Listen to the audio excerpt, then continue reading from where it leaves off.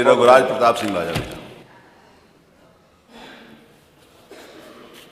माननीय अध्यक्ष जी, महामहिम श्री राज्यपाल के अभिभाषण पर आपने बोलने का अवसर दिया, इसके लिए कृतज्ञता ज्ञापित करता हूँ, आभार व्यक्त करता हूँ। आपकी नज़र में हम सभी बराबर हैं, इसमें भी कोई किसी को संदेह नहीं है। 10 मिनट 38 सेकंड, 12 मिनट 32 सेकंड और 8 मिनट, तो लेकिन हम फिर भी प्रयास करेंगे श्रीमान कि गागर में सागर भर दे, आपको टोकने की आवश्यकता न पड़े। श्रीमान सीधे कुछ सुझाव देना चाहते हैं उनको। गत वर्ष महामहिम श्री राज्यपाल के अभिभाषण पे जनता की जो समस्या थी, हर उपभोक्ता की समस्या थी कि बिजली के बिल बहुत बढ़ा चढ़ा करके उनको दिए जा रहे हैं और दलालों के माध्यम से पैसा लेकर के उस बिल को कम किया जाता है। माननीय ऊर्जा मंत्री जी उस समय थे, थोड़ी बहुत आपने सख्ती करी, लेकिन स्थितियां आज जस की तस हो रही हैं और हमको लगता है कि चाहे सत्ता पक्ष हो प्रतिपक्ष हो, सबके सामने ये समस्या आती है। तो इस पे श्रीमान कड़ाई से कोई निजी किसी एजेंसी को दिया गया है जो भी बिलिंग करते हैं, इस समस्या का स्थायी रूप से निदान हम सभी लोग चाहते हैं कि हो। दूसरा श्रीमान सुझाव है कि आयुष्मान कार्ड, इसमें प्रति परिवार 6 यूनिट होना आवश्यक है। बहुत से ऐसे परिवार हैं जो गरीब हैं, पात्रता है उनकी है, लेकिन घर में उनके 6 यूनिट सदस्य नहीं हैं, 6 सदस्य नहीं हैं। तो छोटे परिवारों को भी इसमें सम्मिलित किया जाए। तीसरा श्रीमान निवेदन है कि विधायक निधि से हम लोग जो असाध्य रोगों के उपचार के लिए उसमें धनराशि देते हैं, उसमें विलंब बहुत होता है।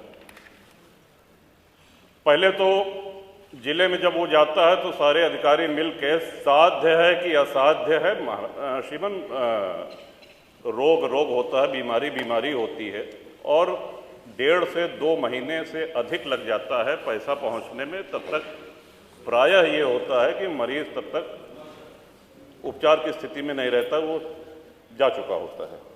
तो इसकी निवेदन है माननीय मुख्यमंत्री जी से भी कि समय सीमा निर्धारित की जाए। विधायक निधि से हम लोग जो उपचार के लिए करें उसमें 10 दिन, अधिकतम 10 दिन उसकी समय सीमा निर्धारित हो और उसमें साध्य और असाध्य का ये क्राइटेरिया हटा दिया जाए। पैसा सीधे अस्पताल जाता है, सरकारी अस्पताल जो जिनको आपने स्वीकृत कर रखा है वहीं जाता है। तो ये साध्य और असाध्य का श्रीमान ये हट जाए तो इससे बहुत ही सरलता होगी। कई माननीय सदस्यों ने छुट्टा पशुओं, आवारा पशुओं की चर्चा करी। एक ही सुझाव उसमें हम देना चाहते हैं, ये समस्या कोई नई नहीं है। हम सभी लोग गांव के रहने वाले हैं और बचपन से देखते आ रहे हैं कि खेतों में मचान पे किसान रात भर जानवरों को हकाया करते थे, रात भर आवाज़ होती थी।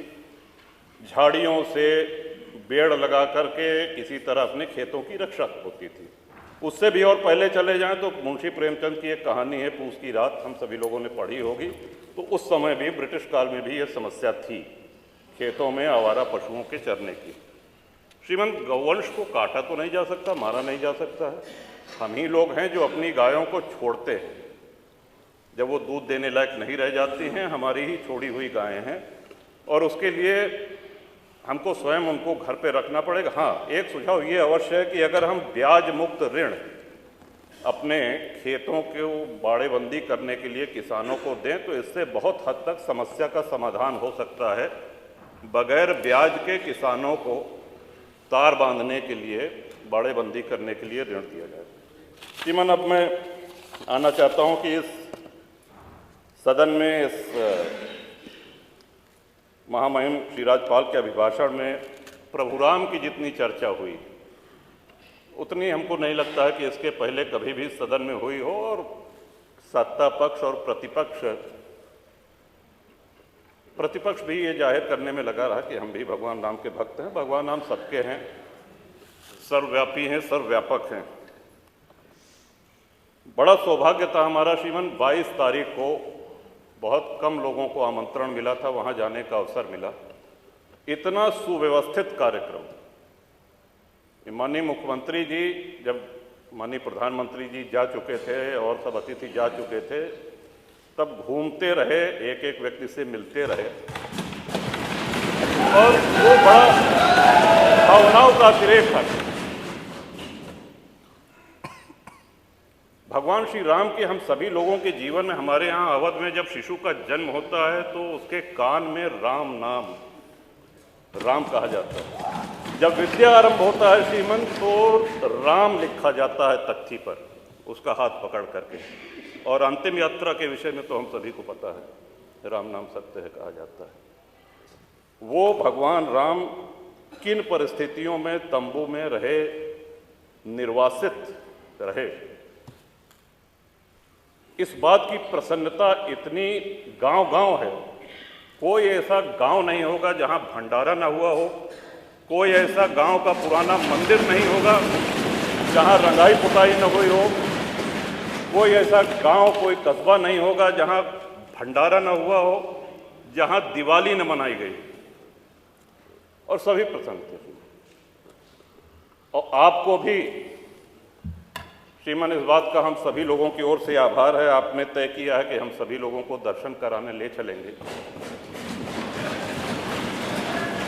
कुछ विधायक अभी चर्चा कर रहे थे कि हम लोग जाएंगे कि नहीं जाएंगे, इस पे चर्चा मेरे विचार से आपके नेतृत्व में, और आप दल से बहुत ऊपर हैं, आपको हम सभी लोगों ने अपना विश्वास व्यक्त किया है, चाहे वो सत्ता पक्ष हो चाहे प्रतिपक्ष है। तो ये यात्रा आपके नेतृत्व में हो रही है, तो मेरा सुझाव है कि सभी साथियों को, सभी विधायकों को खुशी खुशी चलना चाहिए। ये कोई राजनीतिक यात्रा नहीं है और उसका अहोभाग्य है जो जाए। आपके माध्यम से श्रीमान एक और निवेदन करना चाहते हैं। श्री राम मंदिर निर्माण में कितनी भावनाएं जुड़ी हुई हैं, इसका अंदाजा इस बात से भी लगाया जा सकता है कि अयोध्या और उसके आसपास के सूर्यवंशी क्षत्रियों ने पिछले 500 वर्ष से साफा नहीं बांधा, पगड़ी नहीं बांधी, छाता नहीं लगाया। विवाह में दूल्हे को साफा बांधा जाता है, पगड़ी बांधी जाती। उनका वो प्रण प्रतिज्ञा आज पूरी हुई है। कितने लोगों की इच्छा,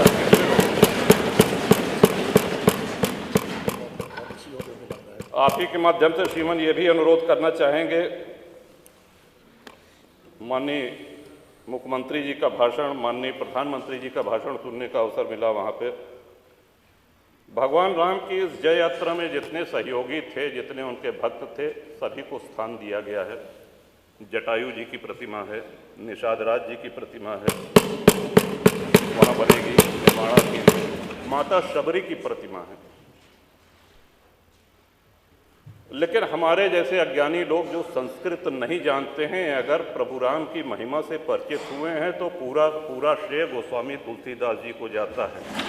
मैं आपके माध्यम से श्रीमान अनुरोध करूंगा कि गोस्वामी तुलसीदास जी की एक प्रतिमा, और उन्हीं कलाकार के द्वारा, श्री अरुण योगीराज जिन्होंने रामलला सरकार का विग्रह बनाया है, उन्हीं के द्वारा निर्माण करके माननीय मुख्यमंत्री जी अगर वो करें तो हम सब लोगों के लिए ये बहुत ही प्रसन्नता की बात होगी कि तुलसी बाबा की वहाँ पे मूर्ति लगे। कवि बेनी श्रीमन हुए, उन्होंने तुलसी बाबा के लिए कहा था कि वेद मत शोध शोध शोध के पुराण सब, संत और असंतन को भेद को बताओ तो, कपटी कुराही क्रूर कली के कुचाली जीव, कौन राम नाम हो की चर्चा चलाओ तो। कहे कवि बेनी मानो मानो हो प्रकृति, पाहन हिये में कौन प्रेम उपजाओ तो, और भारी भव सागर उतार तो कौन पार, जो पे रामायण तुलसी न गाओ तो। तुलसीदास जी की वाणी, उनके ग्रंथ को कितने श्रद्धेय कथावाचकों ने हम लोगों को सुनाया है और भवसागर पार किए हैं। इन्हीं शब्दों के साथ श्रीमन जो हमको कहना था सारी बातें आ गई हैं। क्षेत्र के विषय में डिग्री कॉलेज हमारे हदगुआं क्षेत्र में और बिहार में चाहिए, ये आपके माध्यम से हम कह दे रहे हैं श्रीमन। बाकी शुभकामना और महामहिम श्री राज्यपाल के अभिभाषण का समर्थन करता हूँ। बहुत बहुत धन्यवाद।